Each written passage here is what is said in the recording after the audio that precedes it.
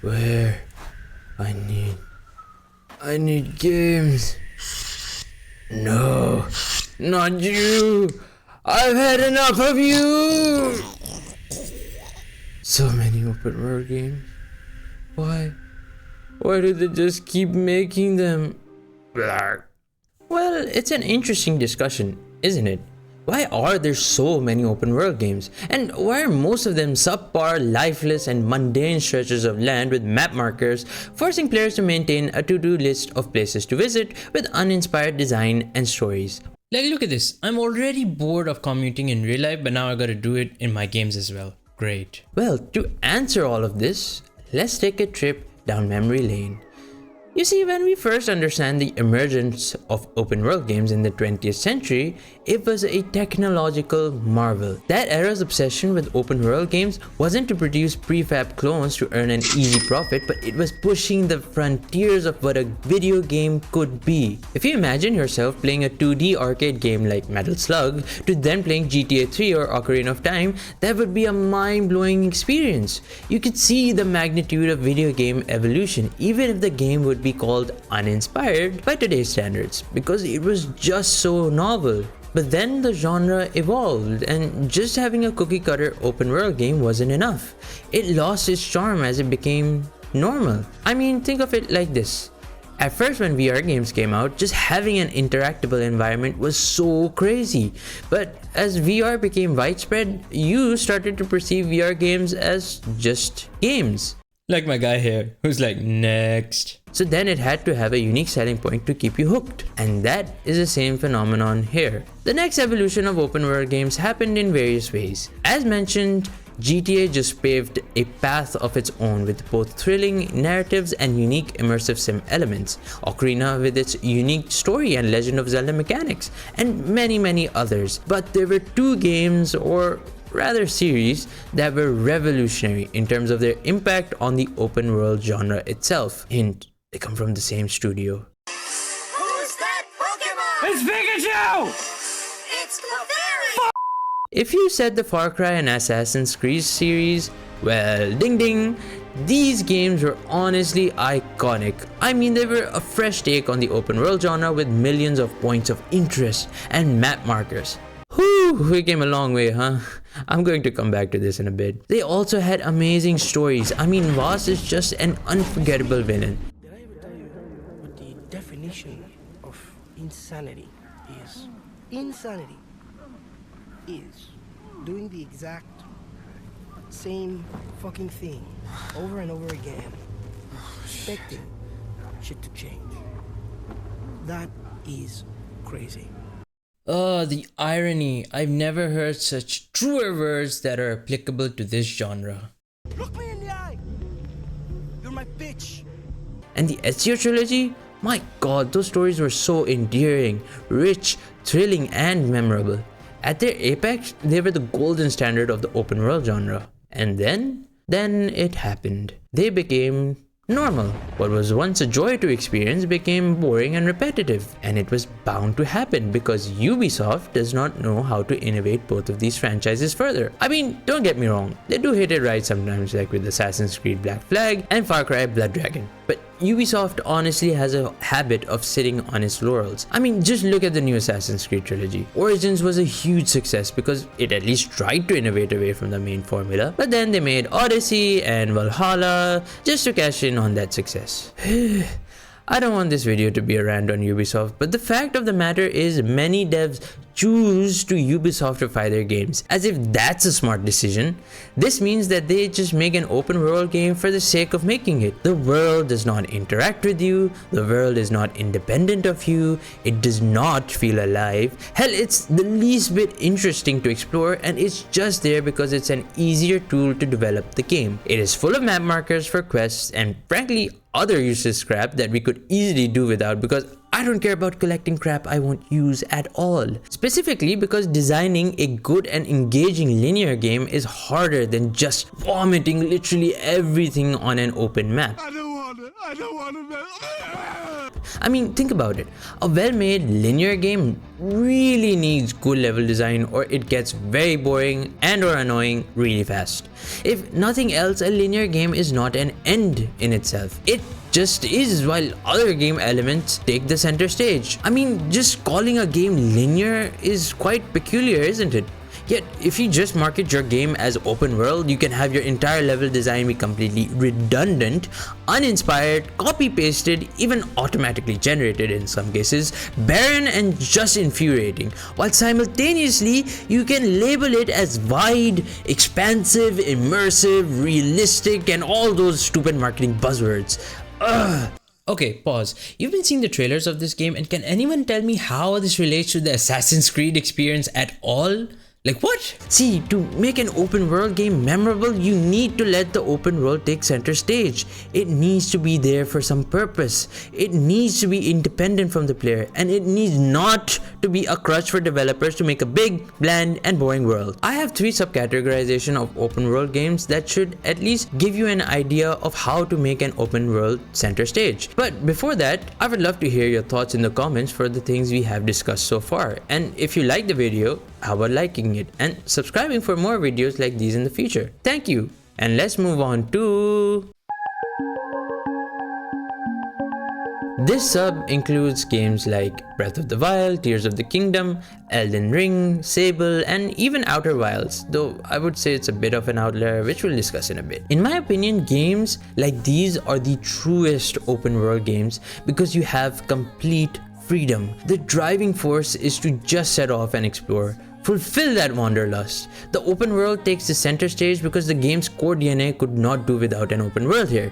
It has interesting areas to explore, each meticulously crafted with minimal downtimes of just barren land or filler, where there are visibly or auditorily interesting areas that pique your curiosity and drive you forward. If there is barren land between these, then it's used as a palate cleanser to build up the next location that's visible on the horizon over there. Or, maybe there's more than meets the eye. The story in these games is completely non-linear, and it must be. You have an overarching objective like kill the final boss, but the rest is completely up to you. Go where you want, when you want, how you want, and do whatever you want. Given the game's mechanics, of course, not like you can decorate your own house in Elden Ring. And this is why the world feels open. They can have dialogue-intensive stories, but usually the story unfolds in a way that heavy dialogue will be ill-paced and would hamper your exploration and your curiosity. However, our next category brings the dialogue to center stage as well.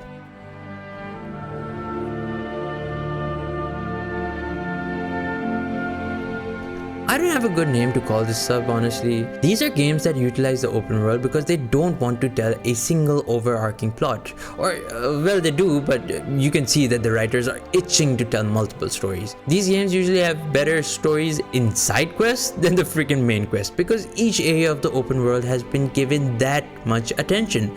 The areas are developed in tandem with the plots and quests that are housed within them. I would say games like Skyrim, Fallout, Starfield, Witcher, Cyberpunk, Outer Worlds, and many others are great examples. Psst, check out my videos on Starfield and Cyberpunk. You'll understand why. Interestingly, you can check the review of these titles and I'm sure you'll find that many critics will cite that they'll have some flaws, such as combat or exploration or some other type of game mechanic.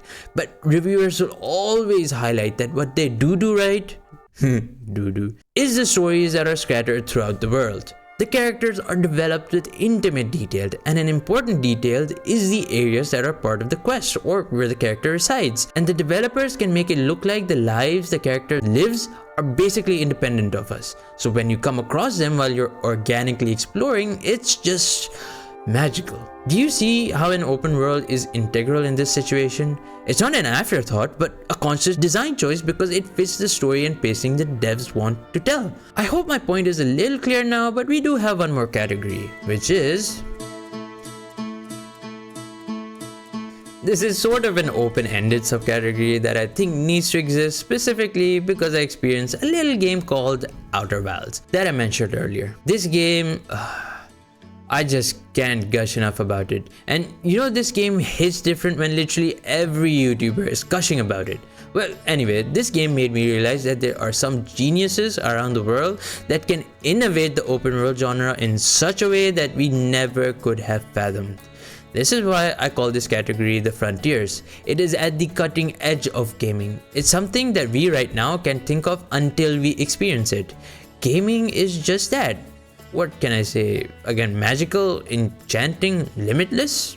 It allows creatives to build things that are profound, and the open world genre is also waiting for those forerunners to innovate or use it in such a way that we couldn't even approximate to postulate. Fancy words. Oh, also this is sort of a miscellaneous category because the frontiers can also mean the wilderness or survival. So I include survival games in this category too. Because think about it, all survival games are basically open world. I mean, they have to be. And if you want my thoughts about those games, well, you're in luck. I have a video just for that. Anyway, with that I conclude why the open world needs to be integral in the game for it to be good. Or at least memorable. See, games like Far Cry, Assassin's Creed, Ghost Recon, Forspoken, Dying Light, Atomic Heart, Atlas Fallen, oh my god, how many are there? And many other forgettable ones, or forgettable only because they are just making an open world game because it's easier. Well, obviously there is nuance to this discussion. For example, Dying Light needs an open world to showcase its great movement mechanics, but see how it's not the open world that's the center stage, rather the movement mechanics? Could there be some other way to highlight movement or at least keep both at center stage? Generally, it just feels that the open world exists because developing a linear world or story was too hard or unnatural for these games. They have a completely uninteresting world where I bet you can name a specific location, unlike the Hourglass Twins in Outer Wilds, Caelid in Elden Ring, Hyrule Castle in Zelda, etc. They also have large expanses of barren and uninteresting land that you have to trudge through, and the only thing that can guide you are map markers.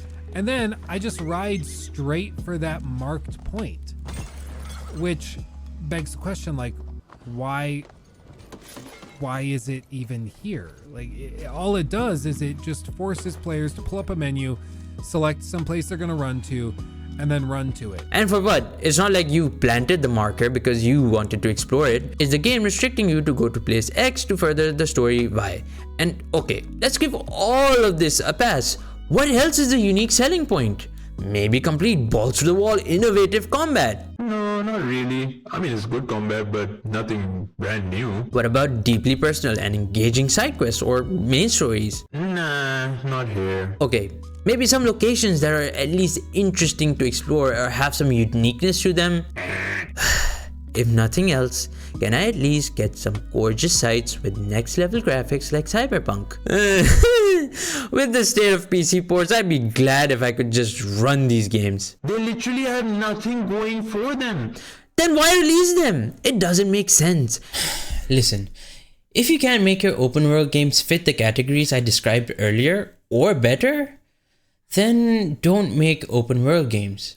I'd rather play a mid-tier linear or shorter game rather than the bloated 100-hour messes mid-tier open world games have become. And another thing I don't get is why are they selling or are popular? Do people want to play the same game again and again? Hey, I'm not that stuck up. If I am truly missing something, I would love to hear it down below. Though you'll probably insult me, but hey, that's the internet experience. But from what I can see, I just don't get these games. And just as a finishing thought to all the open world game lovers like me or gamers in general, even if an open world game is 11 out of 10, if you have only been playing open world games, you will burn out. I know I burned out when I played like 3 to 4 open world games at once. Yes, open world games have different categories and are worlds, pun intended, apart from each other, but they need a lot of time investment to complete compared to other games. So from my personal and frankly anecdotal experience, I would highly recommend you to play only one open world game while playing different genres like roguelites, visual novels, linear games and others as palate cleansers. Then after finishing that one open world game, should you move on to the next. Otherwise, you will come to hate the genre you once loved most. You have a fucking problem in your head. Do you think I'm bullshitting you? Do you think I'm lying? Fuck you! Okay? Fuck you! It's okay, man. Gotta go fast. Gotta go fast. Gotta go faster, faster, faster, faster, faster. Joke, bro. I'm commuting in my games now. See ya.